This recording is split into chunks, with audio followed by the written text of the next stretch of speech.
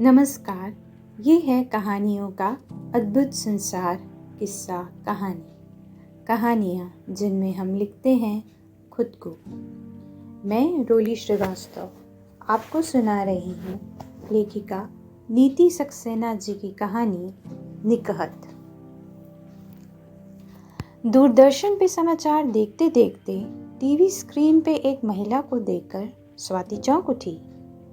एक पल को उसको लगा कि यह शायद उसकी आंखों का धोखा है, पर वीडियो की क्लिपिंग्स में स्क्रीन पे नीचे चलने वाली पट्टी पर वही उसकी बचपन की क्लास फेलो निकहत परवीन का नाम लिख के आ रहा था। यह महिला वाकई में निकहत ही थी और केंद्रीय शिक्षा विभाग की तरफ से कनाडा भेजे गए प्रतिनिधि मंडल की अध्यक्षता के तौर पे वहाँ की किसी यूनिवर्सिटी में धारा प्रवाह अंग्रेजी में भाषण दे रही थी। निकहत छठी क्लास से 10वीं क्लास तक उसके साथ गर्ल्स इंटर कॉलेज में पढ़ी थी। बाद में उसने आर्ट्स के सब्जेक्ट्स ले लिए थे और स्वाति ने विज्ञान विषय। इसलिए 11वीं कक्षा में दोनों के सेक्शन अलग अलग हो गए थे। निकहत बहुत ही गरीब और साधारण मुस्लिम परिवार की लड़की थी और 5वीं तक वह जिस स्कूल में पढ़ी थी उसमें इंग्लिश पढ़ाई ही नहीं जाती थी।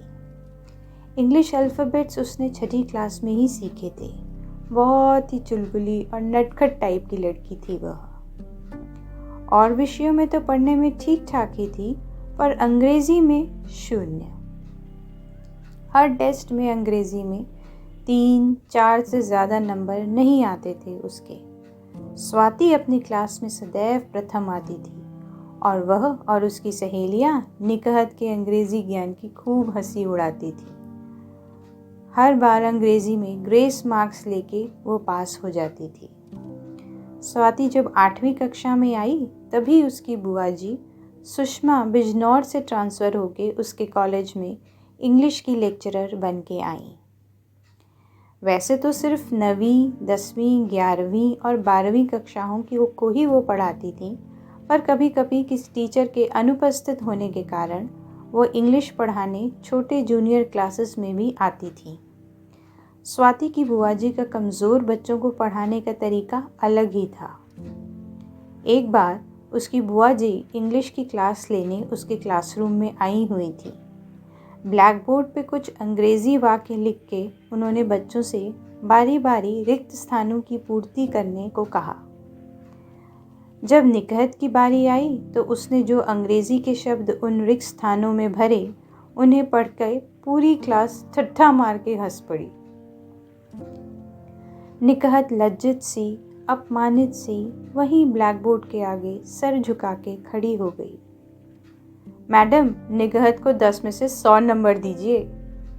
स्वाति, जो कि क्लास मॉनिटर भी थी, खड़े होकर हंसते हुए बोली, बड़े दंभ में, क्योंकि उसके सारे वाक्य सही थे।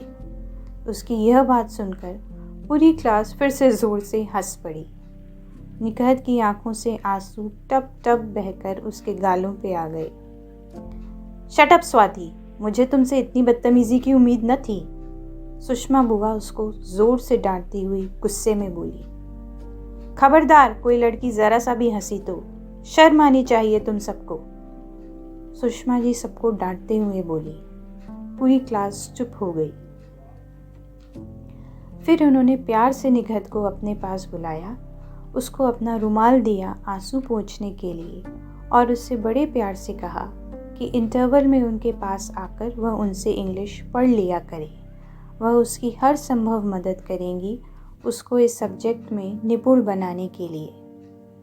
बुआ जी को पता था कि निकहत बहुत गरीब परिवार से है और उसका रूढ़िवादी परिवार उसको ट्यूशन के लिए घर से बाहर किसी के घर पढ़ने के लिए भेजना कभी पसंद नहीं करेगा। पता नहीं सुषमा जी की बातों का निकहत के मन पे क्या असर हुआ कि वह नियमित रूप से इंटरवल में इंग्लिश पढ़ने उनके पास जाने लगी। धीरे धीरे वह जब 11वीं क्लास में आ गई, एक बार अर्धवार्षिक परीक्षाएं होने के बाद जब उसकी इंग्लिश की परीक्षा की कॉपी बुआ जी ने मुझे दिखाई तो मैं हैरान रह गई। मोती जैसी सुंदर लिखावट, कहीं भी लाल पेन का निशान नहीं, कहीं कोई गलती नहीं। 100 में 98 नंबर आए थे अंग्रेजी में उसके। कोई किसी का मार्गदर्शन पाके इतना सुधर सकता है, ऐसा तो मैं स्वप्न में भी नहीं सोच सकती थी।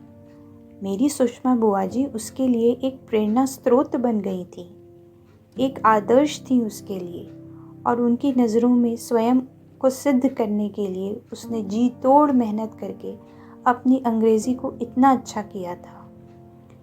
आज वही निकहत दूसरे देश में जाके वहाँ की यूनिवर्सिटी के विद्यार्थियों, प्रोफेसर्स के सामने धारा प्रवाह अंग्रेज़ी में भाषण दे रही थी।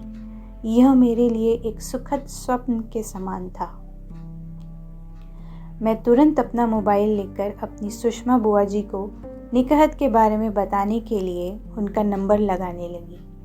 बुआ जी को रिटायर हुए कई वर्ष हो गए चुके थे, पर मुझे मालूम था कि निकहत को टीवी पे देखकर वह भी गर्व और खुशी महसूस करेंगी। सामने खड़ी निकहत उन्हीं के प्रोत्साहन और प्रेरणा से ही तो आज इस मुकाम पे खड़ी थी। बस ये कहानी इतनी ही। अभी आप सुन रहे थे रोली श्रीवास्तव की आवाज़ में लेखिका नीति सक्सेना जी की कहानी। फिर मिलते हैं एक नई कहानी के साथ।